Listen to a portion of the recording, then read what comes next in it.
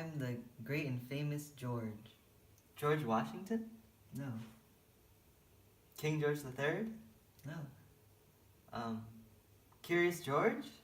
no, I'm George Mason, one of the founding fathers. You do look kind of boring. George Mason was a founding father and the writer of the Virginia Declaration of Rights. In 1787, he was a delegate for the U.S. Constitutional Convention. Many of his ideas helped influence the U.S. Constitution and would later on be the basis for the Bill of Rights. One of Mason's ideas directly expressed in the Constitution of the United States is the idea of unalienable rights. In the first part of Mason's Virginia Declaration of Rights, he says, "All men are by nature equally free and independent, and have certain inherent rights, of which, when they enter into a state of society, they cannot by any compact deprive or divest their posterity, namely the enjoyment of life and liberty, with the means of acquiring and possessing property, and pursuing and obtaining happiness and safety."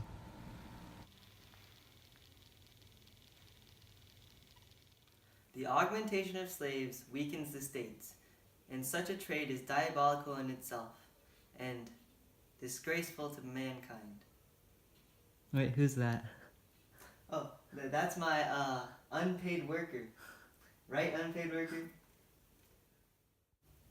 Although George Mason was completely anti-slavery, he in fact owned the second most amount of slaves in Fairfax County, Virginia, second only to George Washington. According to history.house.gov, George Mason was one of 16 delegates of the Continental Congress who did not sign the United States Constitution. In the next clip, Alexander Hamilton tries to convince George Mason to sign the Constitution. Sign the Constitution, Mason! According to biography.com, he said, I would sooner chop off my right hand than put it to the Constitution as it now stands. We need more power in government for our society to function. To disarm the people is the best and most effectual way to enslave them. Whatever, Mason. George Mason was one of the leaders of a group called the Anti-Federalists, who backed the Articles of Confederation over the newly formed Constitution. The Anti-Federalists thought that the Constitution gave the central government too much power and would limit democracy in the United States. On the other side were the Federalists, who were led by George Washington. The Federalists wanted a strong central government to preserve the Union. Here we see conflicting ideologies between George Washington and George Mason. A strong central government is needed to maintain order and peace in the Union. A stronger central government would just destroy the work of the Revolution and limit states' rights. In the end, the compromise was that the Constitution was passed, but there would be a Bill of Rights to protect the individual's rights.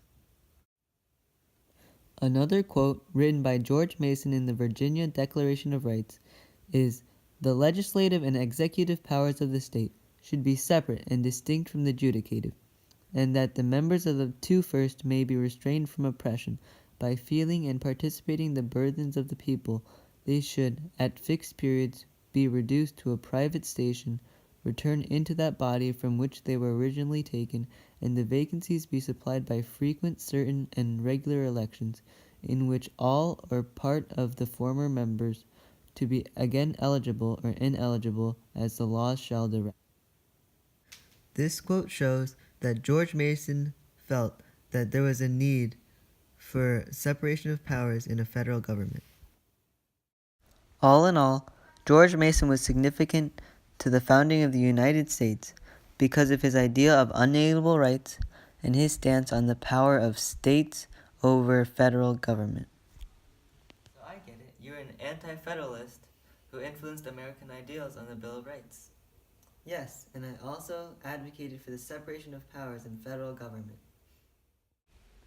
George Mason was an important figure in American history, and not this guy.